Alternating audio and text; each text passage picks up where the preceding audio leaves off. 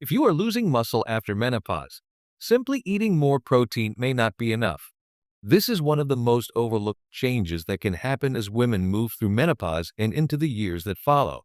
Many women are told to increase protein, eat healthier, and stay active. Yet they still notice that their arms look softer, their legs feel weaker, their strength decreases, and everyday movements become more difficult. The reason is that muscle loss after menopause is not controlled by protein alone.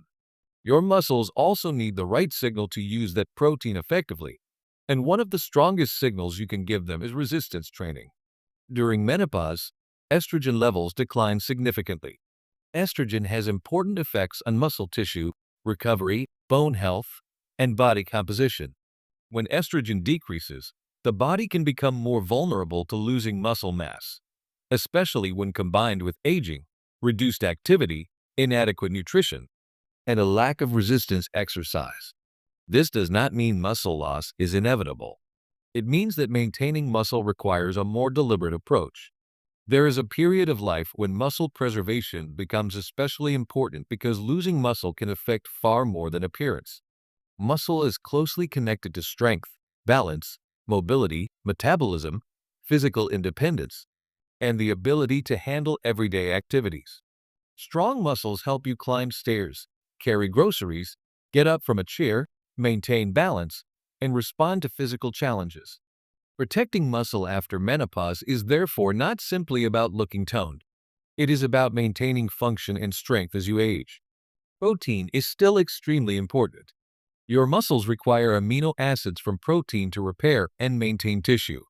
One amino acid that receives particular attention is leucine because it plays an important role in signaling muscle protein synthesis. As people get older, the muscles can become less responsive to the same amount of protein compared with younger muscle. This means that simply consuming protein without providing your muscles with a reason to adapt may not produce the result you expect. Think about it this way. Protein provides some of the raw materials your body needs, but resistance exercise provides a powerful signal telling your muscles that those materials are needed. If you consistently eat protein but rarely challenge your muscles, your body has less reason to build and preserve additional muscle tissue. That is why nutrition and strength training work together rather than replacing one another. This is where training twice a week can become extremely important.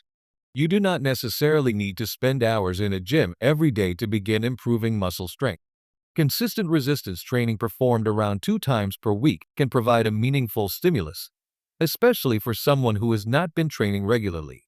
The goal is not to exhaust yourself with endless workouts. The goal is to challenge the major muscle groups enough to encourage adaptation and then allow your body to recover. Resistance training can include many different movements. Squats or chair stands can challenge the legs and hips. Hip hinge movements can train the muscles around the hips and back. Pressing movements can strengthen the chest, shoulders, and arms. Pulling movements can train the upper back and arms.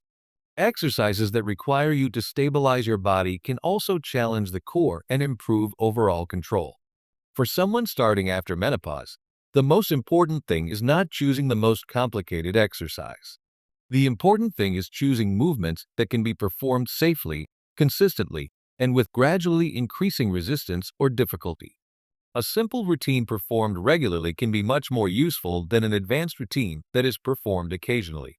One of the biggest mistakes is assuming that walking alone provides everything the muscles need. Walking is excellent physical activity and has many health benefits, but it does not provide the same type of stimulus as progressive resistance training. Muscles adapt according to the demands placed on them.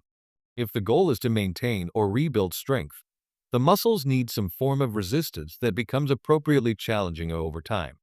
This does not mean that every workout needs to be extremely heavy. Resistance can come from dumbbells, resistance bands, machines, body weight, or other forms of external load. The appropriate level depends on the person's current strength, experience, mobility, and physical limitations. The key is progressive challenge. As your muscles become stronger, the exercise needs to remain challenging enough to continue encouraging adaptation.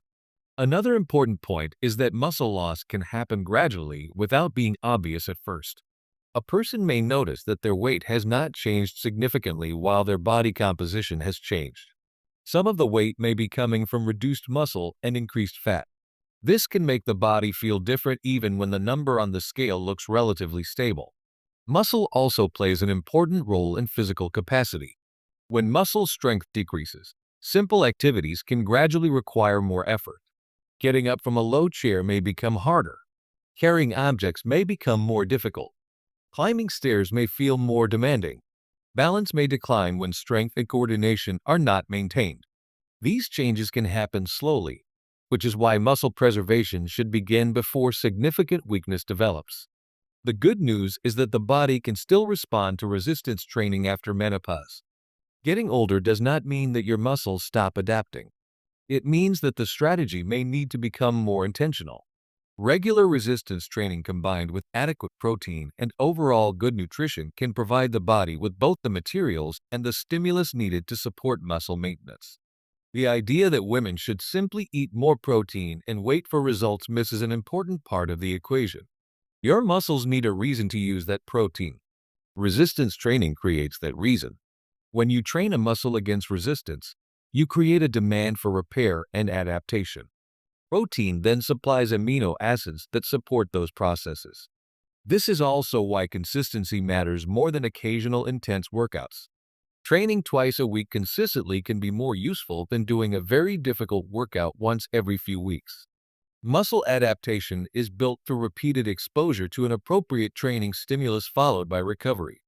The goal is to create a routine that can be maintained for months and years rather than something that lasts only a few days. Recovery should also be taken seriously. Muscles do not become stronger simply because you exercise them. Training provides the stimulus, while recovery allows the body to adapt. Adequate nutrition, sufficient sleep, hydration, and appropriate spacing between challenging sessions all contribute to recovery. If you continually train without allowing your body enough time to recover, progress can become more difficult. Bone health is another reason resistance training becomes particularly valuable after menopause. The decline in estrogen associated with menopause can affect bone health, and maintaining strong muscles can support better movement, balance, and physical function. Resistance exercise places mechanical demands on the body that are different from those produced by ordinary daily activity. Maintaining strength can also help a person remain more capable and stable as they get older. The goal should not be to chase a younger body. The goal should be to build a stronger body for the stage of life you are in now. A strong postmenopausal body can still gain strength, improve physical performance, and maintain valuable muscle tissue. The process may require patience, but age does not remove the ability to adapt.